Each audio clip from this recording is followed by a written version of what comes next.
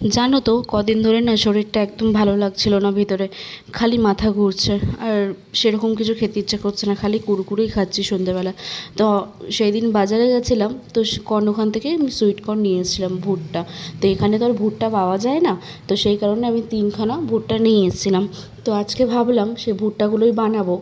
আর শরীরটা মাঝে মধ্যে না একটু খারাপ খারাপ লাগছে, মাথাটা ঘুরছে, হঠাৎ হঠাৎ করে না ব্ল্যাক আউট হয়ে যাচ্ছে। এবার হয়তো তাই রাজ বললো যে হয়তো শরীরটার ভিতর দিয়ে কিছু খারাপ টারাপ আছে, সেই জন্যে। তো বললো তুমি একবার ডক্টর চেক আপ করিয়ে নাও। আমি বললাম ঠিক আছে। তো সেদিন ইচ্ছে করলো যে একটু ভুট্টা খাই, ভুট্টা পোড়ানো।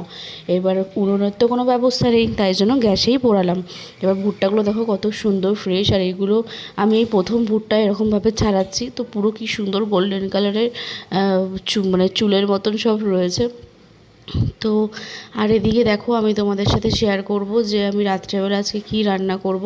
আজকে আমার শরীরটা অতটা একটু না ভালো লাগছে না, সন্ধ্যেবেলাতে সকাল থেকে 2-3বার মাথাটা আজকে ঘুরে গেছে, সেই জন্য আজকে আমি সন্ধ্যাবেলায় এই জিনিসটা বানাচ্ছি। তো এদিকে গরম গরম সন্ধ্যাবেলা আজকে আমি ভুট্টা পোড়াবো। তার জন্য আমি দেখো এখানে নিয়ে নিয়েছি এই যে স্ট্যান্ডটা, এই স্ট্যান্ডটা না খুব সুন্দর, মানে অনেক কিছু আমি এখানে চিকেন তন্দুরি করেছি, ফিশ করেছি, বেগুন পুড়িয়েছি, এটা এখন ভুট্টা এটা করব। আর এটা যে সুইট কর্ন, ঠিক আছে, আমি ভেবেছিলাম হয়তো একটু শক্ত হবে, যার কারণে আমি একটু টাইম নিয়ে এটাকে পোড়াচ্ছিলাম, কিন্তু এটা তাড়াতাড়ি করলেই হয়ে যেত। আমি বেকার বেকার বেশিক্ষণ সময় নিয়ে নিয়েছি, তো কী করা যাবে এখন। আর এদিকে দেখো ফ্রিজ থেকে আমি বার করে নিচ্ছি লেবুটা একটু আগেই মামুনি এনে রেখেছে ফ্রিজে। আর এদিকে রাত্রেবেলা যে বানাবো খাবার, ফ্রিজটার অবস্থা দেখেছো, ভিতরে পুরো প্যাকড আপ হয়ে রয়েছে। রাতেরবেলা যে খাবার বানাবো তার জন্য আজকে আমি বার করবো হচ্ছে মাছের ডিম। আজকে প্রায় 2 বছর পরে মাছের ডিম খাবো। এখানে কালকে সেদিন বাজার থেকে জামাইষষ্ঠী বাজার করার সময় বাজার থেকে নিয়ে এসেছিলাম। এবার ব্যাপারটা হচ্ছে এর মধ্যে যে সবই ব্ল্যাক কালারের প্লাস্টিক, এবার এর মধ্যে যে কোনটা মাছের ডিম সেটাই জানি না। আর যেটা আমি বার করেছি সেটা মাছের ডিম না, সেটা ছিল চিংড়ি মাছ, ছোট চিংড়ি মাছ। তারপরে ফ্রিজে আমার হাতের অবস্থা খারাপ হয়ে গেছে, টেনে টুনে খুলে খালে আমাকে সবার ভেতরে ছিল মাছের ডিমটা। তো যাই হোক মাছের ডিমটা বার করেছি। তোমাদেরকে বলেইছি আগের দিন যে আমরা সিদ্ধান্ত নিয়েছি বাড়িতে যে ফ্রিজটাই আমরা চেঞ্জ করে নেব, কারণ প্রচুর অসুবিধা হচ্ছে ফ্রিজটা নিয়ে। আমাদের তো অনেকটা লাগে মানে জিনিসপত্র রাখতে, আর আমি আইসক্রিমও বানাতে পারছি না, কোনো ফ্রিজারে কোনো কিছু করতে পারছি না, আর মাছ সবসময় আমাদের ফ্রিজে রাখা থাকে, যার কারণে ফ্রিজটাই ভাবছি মাসখানেকের মধ্যেই আমরা ফ্রিজটা চেঞ্জ করে নেব। এবার এদিকে দেখো রাত সন্ধে দিচ্ছে, আর এদিকে আমার হয়ে গেছে ভুট্টা পোড়ানো। এবার এদিকে আমি বসিয়ে দিয়েছি গরম গরম চা। আর আমার মুখের অবস্থা দেখো কতটা খারাপ। আর এদিকে মাছের ডিমটা বার করে রেখেছি, কিন্তু কতটা যে মানে সময় লেগেছে মাছের ডিমটা নরম হতে কী তোমাদেরকে আর বলবো। তো রাত্রেবেলা মাছের ডিমের বড়াটা ভাজবো বেসন পেঁয়াজ কাঁচা লঙ্কা দিয়ে, আর গরম গরম আলু সেদ্ধ ভাত দিয়ে ঘি দিয়ে, খুব ভালো লাগবে খেতে। সেইটা ভেবেই আমি আজকে এটা বানাবো। আর ফ্রিজে না মাছ ভর্তি রয়েছে জানো, আগের দিনের, কেউ খাচ্ছে না, বলছে না না আজকে আর মাছ খাবোই না, মাছে একদম অরুচি হয়ে গেছে।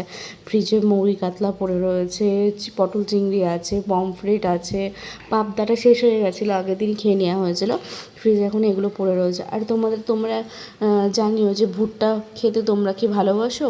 আর আমি বাড়িতে বানিয়ে খেয়েছি, আমার খুব ভালো লেগেছে আজকে খেতে। আবার নিয়ে আসবো, আমাদের এখানেই পাওয়া যায়। আর এই দেখো সন্ধ্যাবেলা রাজ পুজো দিয়েছে, সন্ধ্যা দিয়ে প্রসাদ আমার হাতে দিয়ে দিয়েছে।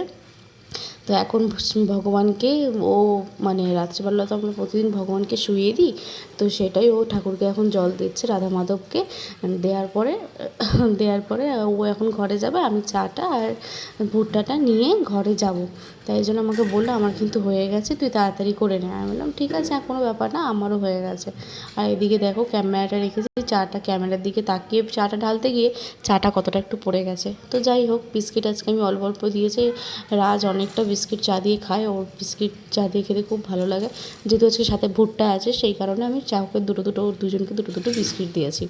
আর আমি তো চা টা খাই না, আমার চা টা পছন্দ না, চা খেলেই না আমার গরম লাগে, সেই জন্য আমি চা টা কোনো দিনই খাইনি, ছোটো থেকেও খাই না, আমার ভালো লাগে না। আমি দুধ খেতাম মাঝে মধ্যে, মানে দুধ খেতাম প্রায়, কিন্তু এখন আর দুধও খেতে ভালো লাগে না। আর এদিকে দেখো ভুট্টাগুলো একটু লাস্ট আমি গরম করে নিয়েছি। আর ভুট্টাটা এক একটা ভুট্টা না একটু বেশি মতন করে পুড়ে গেছে, যেহেতু পুরো সুইট ছিল, মানে পুরো সুইট কর্ন ছিল, তো একদম নরম কচি ছিল, তো আমার জাস্ট মানে একটু পোড়ানোটা বেশি হয়ে গেছে। তো তো ভুট্টাগুলো এবার আমি এইভাবে ছাড়িয়েই দিচ্ছি। নেওয়ার পরে এর মধ্যে লেবু আর বিট নুন দিয়ে আমরা মাখিয়ে নেব। মাখিয়ে নিয়ে একদম মজায় মজায় সবাই মিলে খাবো। তোমরাও কি ভুট্টা এরকম বাড়িতে বানিয়ে খাও? অবশ্যই আমাকে কমেন্ট করে জানাবে। আর জামাই ষষ্ঠীর ব্লগটা তোমরা কি দেখেছো কেউ? আর যদি না দেখে থাকো প্লিজ আমার চ্যানেলে ভিজিট করো, আমার চ্যানেলে দেওয়া রয়েছে, অবশ্যই দেখো। যদি আরও কোনো ভিডিও তোমরা দেখতে চাও সেটাও আমাকে কমেন্ট করে জানিও। ছোটো ছোটো মাঝে মধ্যে ভিডিও বানাচ্ছি ক্লিপ নিয়ে নিয়ে, যদি ভালো লাগে আমাকে কমেন্ট করে জানিও। আর এদিকে ভুট্টা তো মোটামুটি রেডি হয়েই গেছে। দেখো এখন আমি বলছি আমার মুখে এখনই জল চলে আসছে। এই লেবু আর বিট নুনটা দিয়ে যে উফ কী ভালো লাগে খেতে। তো সবাই মিলে জমিয়ে আমরা সন্ধ্যাবেলা সন্ধ্যাবেলা স্ন্যাক্সটা খেয়ে নিয়েছি, সরি। আর এদিকে চায়ের সাথে রাত্রেবেলা করব তো বলেই দিলাম, ডিম ভাজা দিয়ে আর ভাত। জানো তো শরীরটা না কেন যে খারাপ লাগছে কদিন ধরে বুঝতে পারছি না। মাঝে মধ্যে মাথাটা খুব ঘুরছে, মনে হয় প্রেশারটা লো হয়েছে, সেই জন্য হয়তো এরকম হচ্ছে। আর আজকে সকালে আমি তোমাদেরকে যে ভয়েসটা দিচ্ছি, এখন আমি জানো তো সকাল 10টা বাজে, কিচ্ছু করিনি। আর মাম্মানি সব কাজকর্ম করে রেখেছে, তাও আমি বাকি কাজগুলো তো থাকেই, তাই না? সেগুলো তো করতেই হবে। নিজের সংসারে তো নিজেকে কাজ করতেই হবে। আর সত্যি বলতে আমার সংসারে আমি যদি কোনো কাজ না করি আমার না ভালোই লাগে না, মনে হয় যেন পরিষ্কারই হয়নি, বা মানে আমি করলেই বেটার হতো। নিজের হাতে করা জিনিসটা না খুব ভালো লাগে, তাই না? এই সমস্ত আমার বাড়ির সমস্ত কিছু সব মানে আমি করতে পছন্দ করি, আমার ভালো লাগে। মনে হয় যে নিজের জিনিসটা নিজে গুছিয়ে রাখতে যতটা ভালো হবে, অন্য যে কেউ করলে না অতটা মনে হয় ভালো হয় না, যে এটা হয়তো ওখানে করলে বেশি ভালো হতো, এরকম আমার হয়। তো সেই হিসাব করে আমি দেখো এখানে সমস্ত কাজ আমি এখন করে নেব। আর এদিকে ভুট্টা আমার রেডি হয়ে গেছে। ভিডিওটা কেমন লাগলো অবশ্যই আমাকে কমেন্ট করে জানাবে। অনেক তোমাদের সাথে কথা হয়ে গেল।